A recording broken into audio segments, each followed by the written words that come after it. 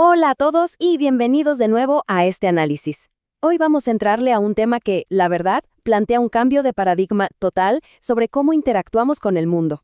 Casi siempre andamos por la vida pensando que la realidad es como un bloque de cemento, ¿no? Algo súper sólido, fijo, que podemos manipular o forzar a nuestro antojo para que se cumpla lo que queremos. Pero, ¿y si estamos totalmente equivocados? ¿Qué tal si en lugar de ser un objeto estático, la realidad es más bien como una danza súper dinámica a la que tenemos que aprender a seguirle el ritmo? Fíjense bien en esta idea. La realidad no es una estatua que contemplamos, es una danza que nos invita a mover con ella. El que se queda quieto no ve el cambio, el que se mueve sin ritmo tropieza. ¡Qué frase tan brutal! Resalta a la perfección esa frustración que todos hemos sentido alguna vez. O sea, piensen en cuántas veces intentamos imponer a la fuerza lo que queremos en un mundo que no para de cambiar, y al final terminamos tropezando o totalmente agotados. Es sumamente frustrante tratar de someter a la vida cuando, en el fondo, lo único que nos está pidiendo es que encontremos su verdadero tempo.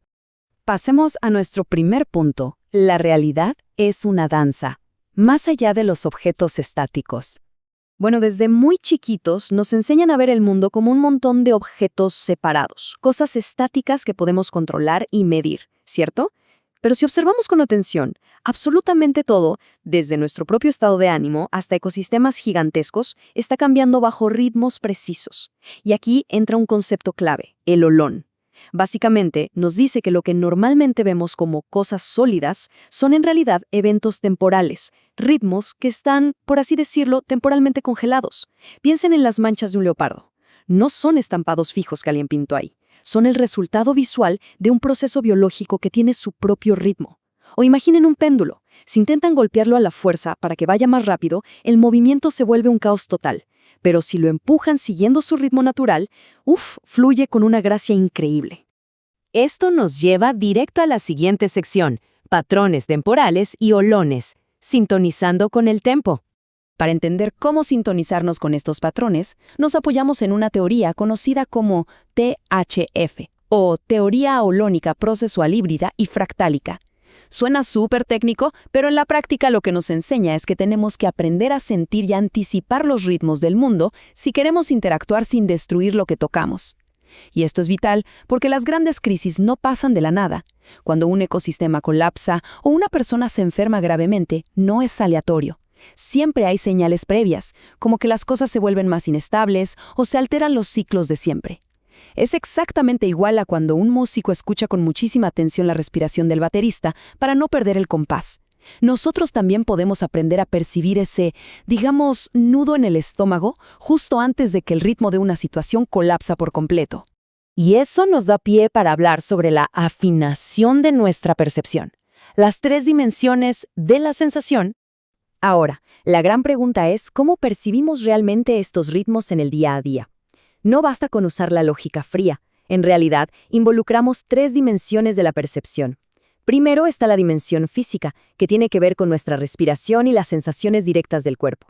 Luego tenemos la epigenética, que es como ese archivo profundo de respuestas automáticas y recuerdos de ritmos pasados que llevamos dentro. Y por último, la semiótica, que es cómo interpretamos internamente todas esas señales. Un ejemplo alucinante de esto en la vida real son los antiguos navegantes polinesios. Ellos no cruzaban el Pacífico leyendo mapas cartográficos, literalmente usaban sus cuerpos, la memoria de las mareas y su interpretación del viento para sentir el inmenso océano. Navegaban percibiendo los vastos ritmos del mar en lugar de calcularlos. Y para lograr ese nivel de sensibilidad, usamos 2 tipos de atención. Por un lado, tenemos el hiperenfoque, que es sumamente analítico, calculador, concentrado al máximo en los datos crudos. Pero por otro lado, y aquí es donde la cosa se pone interesante, está la atención periférica. Esta nos invita a bajar un poco la velocidad. Es mucho más amplia, te permite captar el ambiente completo. Es esa misma habilidad instintiva que nos permite entrar a una habitación y sin cruzar una sola palabra con nadie, sentir de inmediato cuál es el estado de ánimo de todos los que están ahí.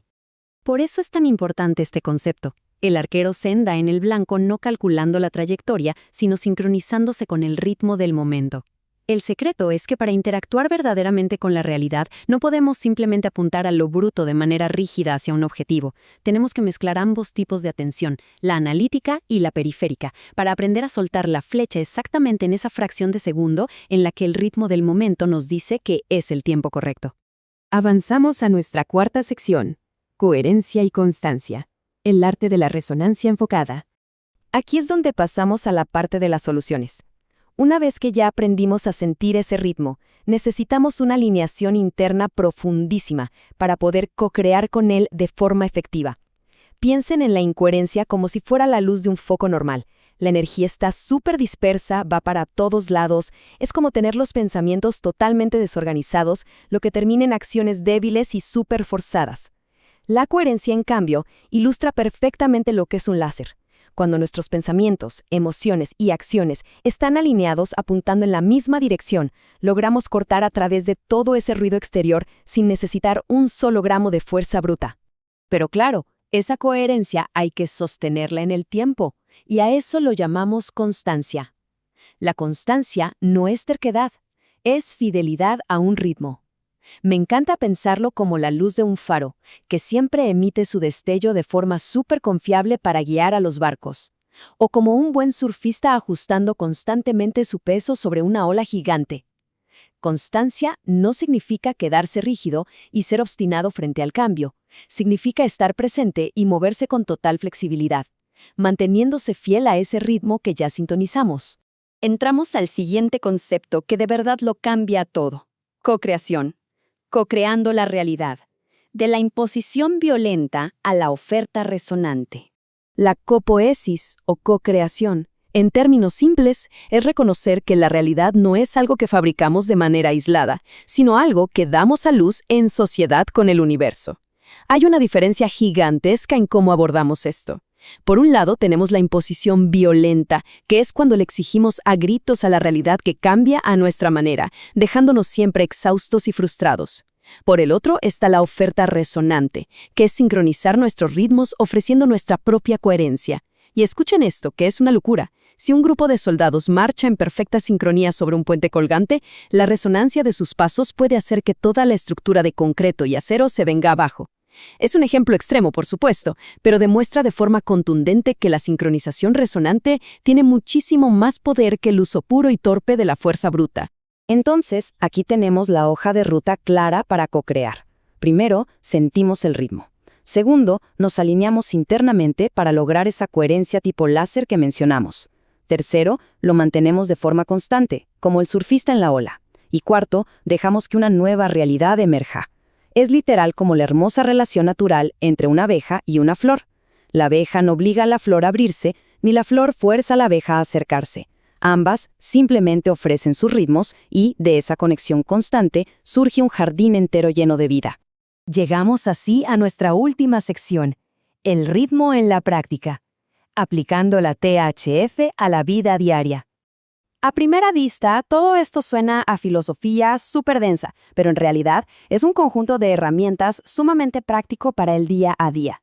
Por ejemplo, en nuestra vida diaria, significa empezar a rastrear de verdad nuestras altas y bajas de energía para no quemarnos y evitar el agotamiento.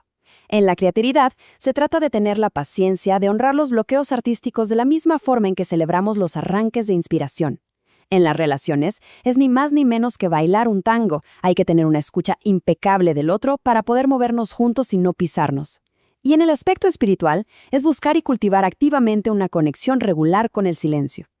En conjunto, todo esto forma lo que llamamos paciencia fractal, pequeñas acciones constantes que invitan a que germine una realidad mucho mejor para nosotros. Y ya para cerrar este recorrido, vale muchísimo la pena detenernos un momento con esta pregunta.